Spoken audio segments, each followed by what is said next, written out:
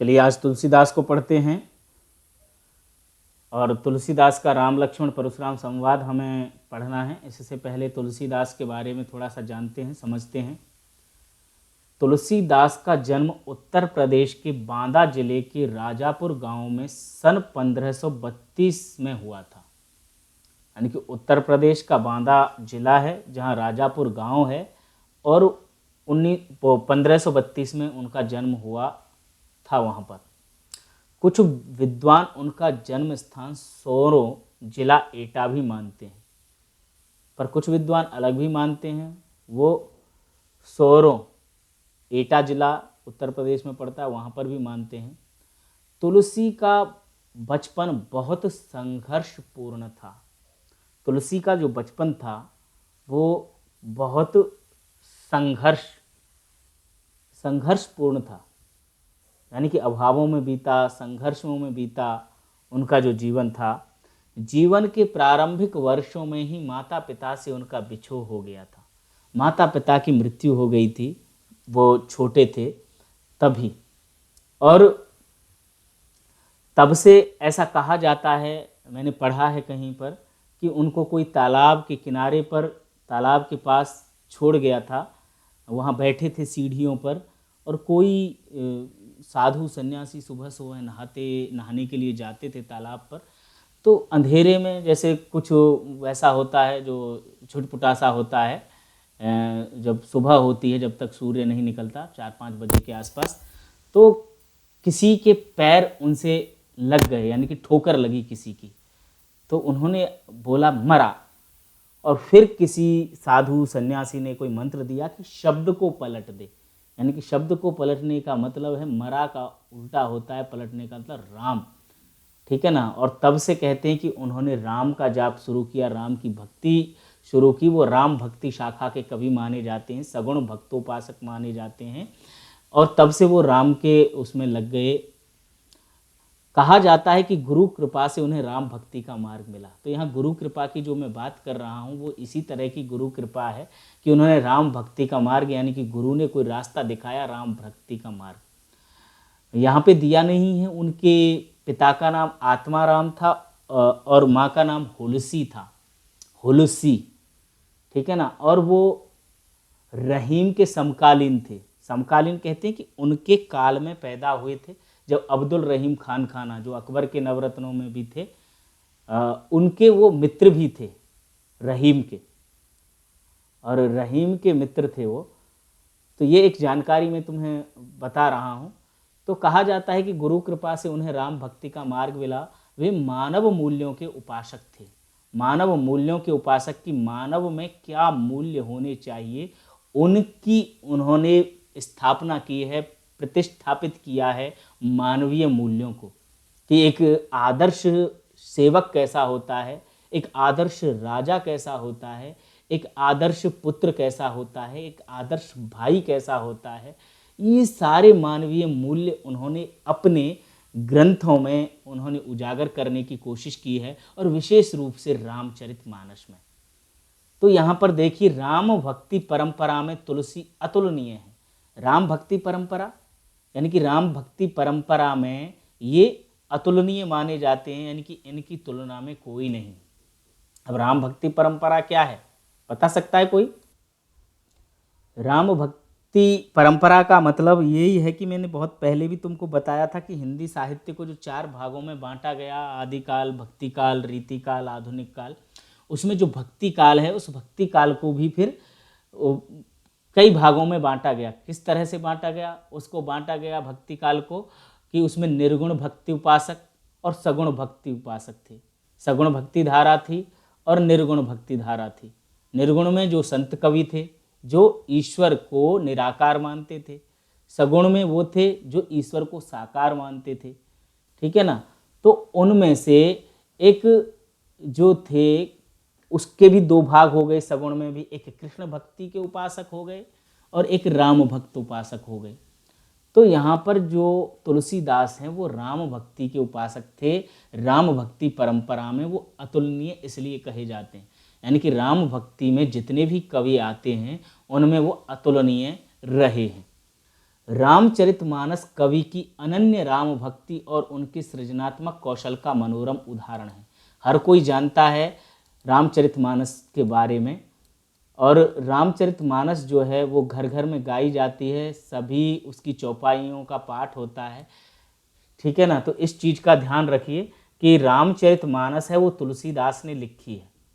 एक रामायण है, और रामायण जो है वो महर्षि वाल्मीकि ने लिखी है जो संस्कृत भाषा में है, और जो रामचरितमानस है वो अवधी भाषा में है। इसकी भाषा जो है वो अवधी है, अवध के अयोध्या के आसपास बोली जाने वाली भाषा है, हिंदी की ही एक बोली है, उसमें लिखी गई है।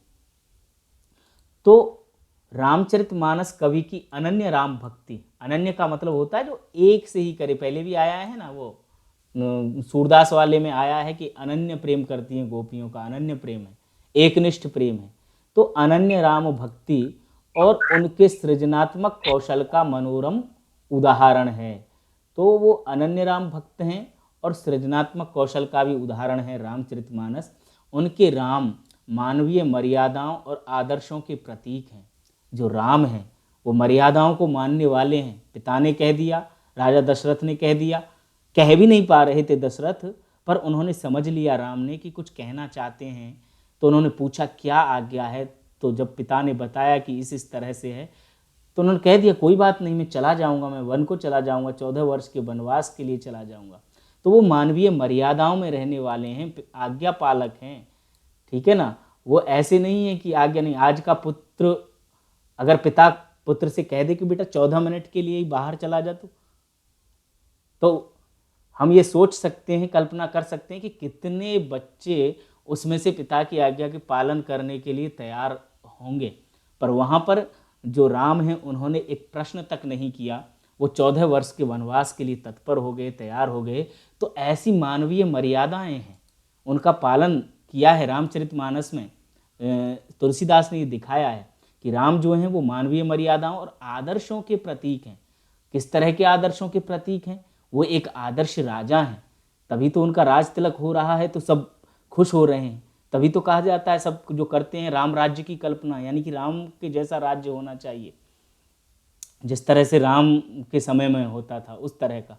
सभी लोग खुश हैं, प्रसन्न हैं, और उनके वन चले जाने पर सभी दुखी हो जाते हैं। तो ये क्या है? वो आदर्श राजा हैं, एक आदर्श भाई हैं। तो उन्होंने बताया है कि वे मानवीय मर्यादाओं और आदर्शों के प्रतीक हैं, जिनके माध्यम से तुलसी ने नीति, स्नेह, शील, विनय, त्याग जैसे उदात्त आदर्शों को प्रतिष्ठित किया है। तो इतने आदर्शों का उन्होंने यहाँ पर वर्णन किया है। वो नीति को भी जानते हैं कि नीति क्या होती है, स्नेह को भी जानते हैं, भाई के प्रति, माता के प्रति। कैकई के वनवास मांगने पर भी राम ने कभी भी कैकई से वो नहीं किया, ईर्ष्या नहीं की, चिढ़ नहीं हुई। भरत को भले ही हो गई वो उनके पुत्र होते हुए भी, पर राम ने कभी भी इस तरह से नहीं कहा कि कैकई ने मेरे लिए वनवास मांग लिया तो मैं उनसे ईर्ष्या करने लगूं, दुखी हो जाऊं, कुछ भला बुरा उसे कहूं। शील है, विनय है, विनय मतलब विनम्रता है, त्याग है, त्याग भी है। राजपाट छोड़ करके राम भरत के लिए चले जाते हैं। आज का भाई एक एक फुट जमीन के लिए भाई से भाई पे केस कर रहा है, अदालत में जा रहा है, लड़ाई चल रही है दोनों की। तो ये आदर्शों के प्रतीक हैं, ये आदर्श हैं, त्याग है दोनों भाइयों में। उधर भरत भी ऐसा नहीं है। आजकल तो भाई हड़पने की सोचता है, भरत कह रहा है कि नहीं मैं तो बैठूंगा ही नहीं, उनके तो चरण पादुका ही रखी रहेंगी। दोनों भाई इधर से इधर राज तिलक को गेंद बना देते हैं, यानी कि सिंहासन को। वो कहते हैं कि इधर राम और उधर भरत दोनों ने ठोकर मारी, और राज तिलक को गेंद बनाकर खेलन लगे खिलाड़ी। तो आज जो स्थिति है उसमें राम राज्य की कल्पना करना अत्यंत आवश्यक है। तो उनमें ये जो गुण थे, आदर्श थे, उनको प्रतिष्ठित किया है तुलसीदास ने।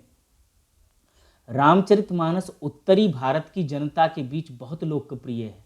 उत्तर भारत में हम रहते हैं और उत्तर भारतीय जनता में तो बहुत लोकप्रिय है रामचरितमानस, यानी कि घर घर में रामचरितमानस का पाठ होता है। हर किसी को रामचरितमानस की चौपाइयाँ याद हैं।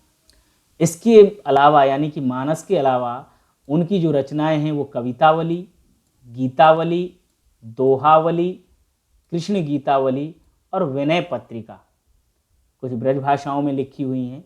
इसके अलावा और भी हैं, उनका जानकी मंगल है, रामलला नहछू है, पार्वती मंगल है, इस तरह की और भी रचनाएं उनकी ये मिलती हैं।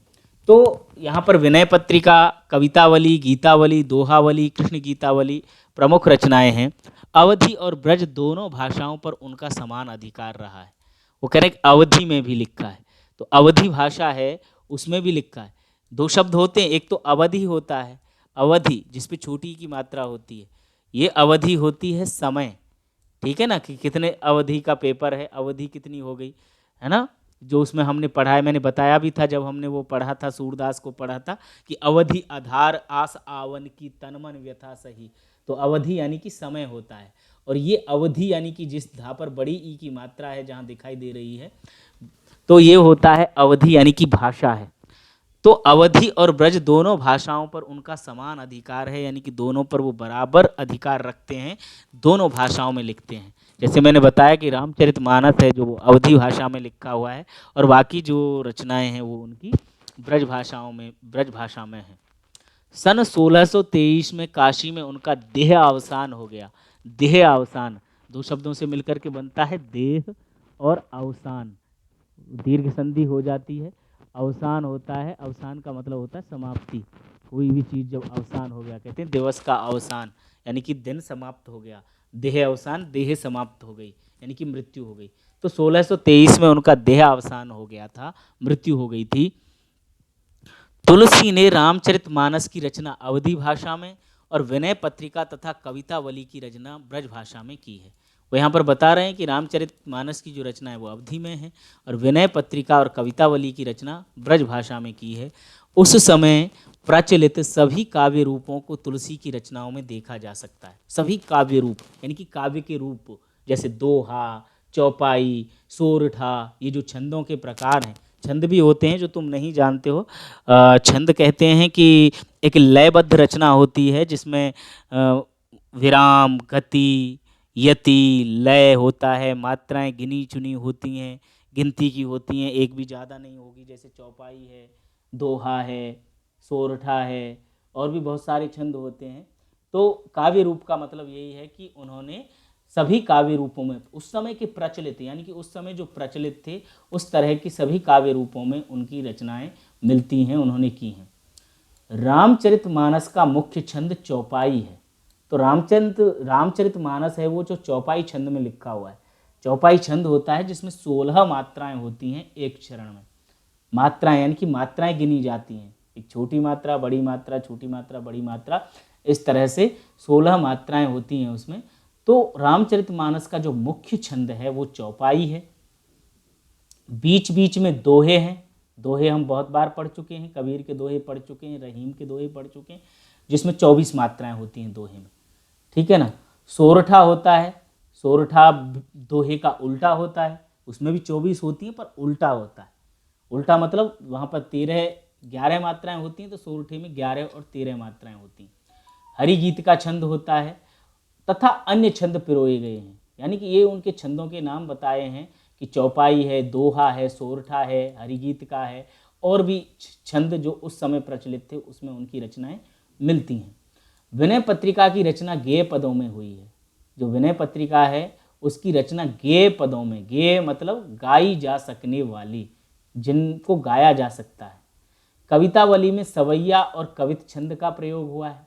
कवितावली जो है उसमें सवैया छंद का प्रयोग हुआ है। सवैया भी तुम पढ़ चुके हैं, रसखान के सवैये पढ़े हैं 9वीं कक्षा में, तो सवैया छंद का प्रयोग हुआ है। एक कवित भी छंद होता है। कवित छंद होता है जिसमें 31 वर्ण होते हैं, यानी कि कुछ छंद होते हैं वो वारणिक होते हैं जिनमें अक्षर गिने जाते हैं, कुछ छंद होते हैं जो मात्रिक होते हैं जिसमें मात्राएं गिनी जाती हैं। तो अभी तक हम जो ऊपर बात कर रहे थे वो मात्रिक छंद हैं, दोहे, सोरठे, हरिगीत का, चौपाई, इनमें मात्राएं गिनी जाती थी। पर जो कवितावली है उसमें सवैया और कवित की बात कर रहे हैं, तो ये वारणिक छंद हैं, इनमें वर्ण गिने जाते हैं, यानी कि अक्षर गिने जाते हैं। एक आध बार तुमने मेरी कविता सुनी हो, वो पाकिस्तान वाली, तो वो कवित छंद है। तो इसमें जहाँ कवित छंद जो है उसकी जो बात कर रहे हैं तो मैं बता दूं, तो वो कवित छंद होता है जिसमें अक्षर गिने जाते हैं। तो कवितावली में सवैया और कवित छंद की छटा देखी जा सकती है। उनकी रचनाओं में प्रबंध और मुक्तक दोनों प्रकार के काव्यों का उत्कृष्ट रूप है। प्रबंध और मुक्तक यानी कि काव्य दोनों तरह के होते हैं, एक प्रबंध होते हैं और मुक्तक भी होते हैं। प्रबंध मतलब जैसे रामचरितमानस है, यानी कि राम के बचपन से लेके मृत्यु पर्यंत या उनके राजा बनने तक का जो उत्तरकांड, लंका कांड सब कुछ उसमें दिखाया गया है। उस तरह का जो काव्य होता है उसे प्रबंध काव्य कहते हैं। और मुक्तक कहते हैं जो छोटी छोटी रचनाएं जो होती हैं उसको मुक्तक काव्य कहते हैं, छोटी छोटी रचनाएं। तो प्रबंध और मुक्तक इस तरह से उनकी रचनाएं हमें मिलती हैं। से सुने कि यह अंश जो है वो रामचरितमानस के बाल कांड से लिया गया है। तो रामचरितमानस की अगर हम बात करें तो रामचरितमानस में 7 कांड हैं, ठीक है ना। और वो 7 कांड हैं वो राम के जन्म से लेकर के, जिसमें बाल कांड, अयोध्या कांड, ठीक है ना, किष्किंधा कांड है, उसमें लंका कांड है, उसमें उत्तर कांड है, अरण्य कांड है, 7 कांड उसमें हैं।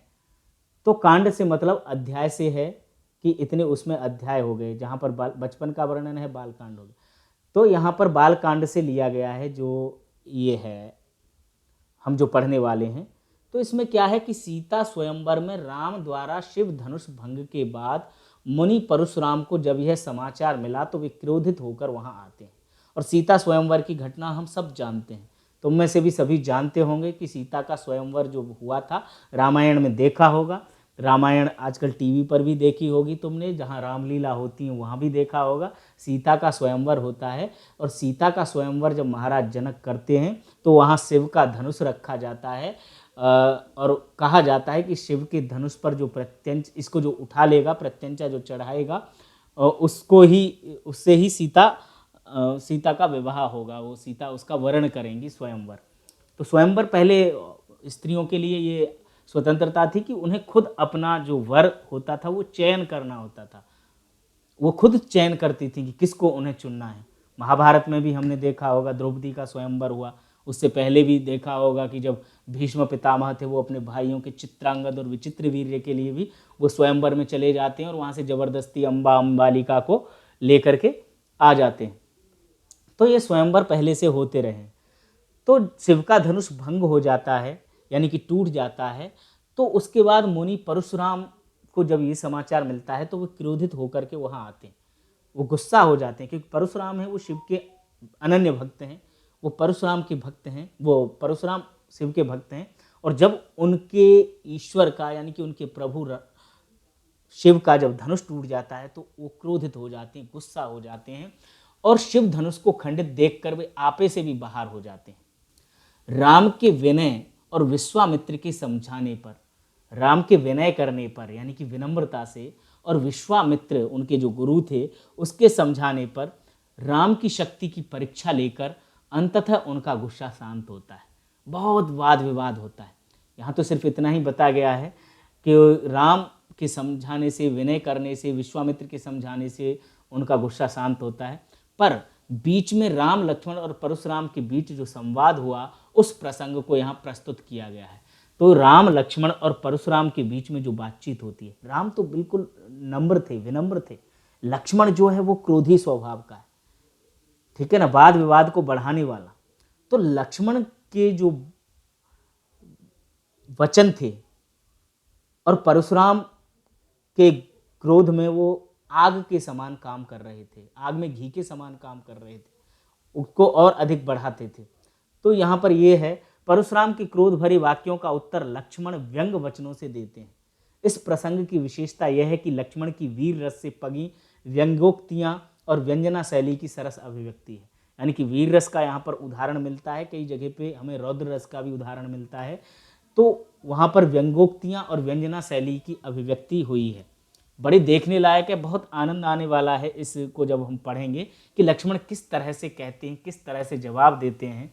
राम तो बड़ी विनम्रता के साथ जवाब देते हैं, पर लक्ष्मण बड़े ही अक्खड़पन से, बड़े ही जिसको हम कह सकते हैं कि उनकी व्यंग्योक्तियां हैं, व्यंग करते हैं। ओहो महाराज, हमें तो पता ही नहीं था आप इतने बलशाली हैं, आप तो ये समझ रहे हो कि सामने खड़े हैं वो कोई ऐसे टुच्चे मुच्चे बालक हैं, छोटे मोटे बालक हैं, आप तो इस तरह की बातें कर रहे हैं, हमें तो पता ही नहीं था। ये सब चीज़ें, बहुत सारी बातचीत इसमें होती हैं।